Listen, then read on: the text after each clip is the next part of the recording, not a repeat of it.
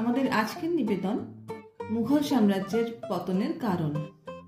এক ছাত্র পরীক্ষায় মুঘল সাম্রাজ্যের পতনের কারণ হিসেবে এই নিচের লেখাটি লিখেছে। মুঘল সাম্রাজ্য বেশ নাম করা সাম্রাজ্য ছিল। সেই সাম্রাজ্যের পতনের আগে উত্থান হয়েছিল, অথচ সে বিষয়টা আমরা এড়িয়ে গিয়ে শুধু পতনের কারণ খুঁজি। প্রচুর নাম করা সম্রাট যেমন বাবর, তার ছেলে হুমায়ুন, তার ছেলে এইভাবে বংশ পরম্পরায় শুধু সাম্রাজ্য বাড়িয়েই চলেছিল। ফলে সাম্রাজ্যের ভৌগোলিক সীমা ক্রমশ সীমা ছাড়িয়ে যাচ্ছিল। কোনো কিছু সীমা ছাড়িয়ে গেলে যে ব্যাপারটা ছড়িয়ে ছিটিয়ে লাট হয়, সেটা তারা ঠিক বুঝতে পারেনি।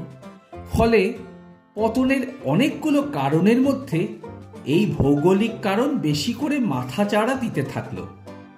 এদিকে সম্রাটরা তো রাজধানীতেই থাকতো, বাকি কোথায় হ্যারিকেন বা কোথায় সুনামি হচ্ছে সময় মতো খোঁজ পেত না। পাবে কি করে? সেই সময় বিএসএনএল এর মতো কানেক্টিং ইন্ডিয়া গোছের কিছুই ছিল না। সেই হেঁটে দৌড়ে এসে যতদিনে সম্রাটকে দুপ্রান্তে মিনি ডান্ডা লাগানো লম্বা খবরের চোথা ধরাতো, তার মাঝে আরো এক দুবার সাইক্লোন বা আইলা জাতের কিছু হয়ে যেত। এতে মানুষের মনে বিদ্রোহ জন্মাতে থাকলো। ভাবলো সম্রাট দিন রাত প্রাসাদে বসে মজা মারছে, আর আমরা এদিকে না খেতে পেয়ে মরছি। সময় মতো ত্রাণ পাঠাচ্ছে না। সুনামির ত্রাণ আসছে আইলা হয়ে যাওয়ার পরে। এরপর যোধা আকবর দেখে তো লোকের ক্ষোভ আরো বেড়ে গেল। দেখলো সম্রাট হাতির সঙ্গে লড়াই করে টাইম পাস করছে, এদিকে প্রজারা বন্যা খরার মোকাবিলা করতে হিমশিম খাচ্ছে। ছোটখাটো বদ্বীপ, উপদ্বীপ, নির্জন দ্বীপগুলোর লোকেরা এসব দেখেই তো জোট বেঁধে সঙ্গে সঙ্গে বিদ্রোহ ঘোষণা করে দিল। ফলে আস্তে আস্তে হাতছাড়া হতে থাকলো জমি। প্রজারাও ধীরে ধীরে বুঝতে শিখল, খামোখা চাষ করে সম্রাটকে কর দিয়ে কাজ নাই, বরং সেই জমিতে শিল্প বসানো যেতে পারে।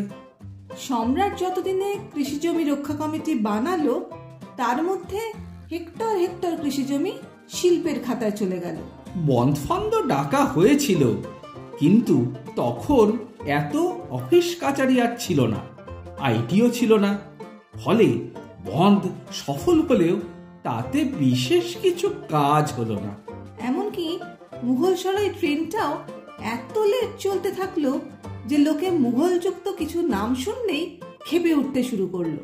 এদিকে সময় থেমে নেই, সাল বদলে যাচ্ছিল, তার সাথে পাল্লা দিয়ে একের পর এক সম্রাটও বদলে যাচ্ছিল। শেষের দিকে সম্রাটরা তো খাড় খেয়ে বলল, ধুর, বাপ দাদুর আমলে শাসন ফাসন চালানোর ঝামেলা না করে শাসন ব্যাপারটা আউটসোর্স করে দেওয়া যাক। ব্যাস, যেমন ভাবা তেমনি কাজ। আস্তে আস্তে সব কিছু আউটসোর্স হয়ে গেল ইংরেজদের হাতে, এবং পতন হলো মুঘল সাম্রাজ্যের।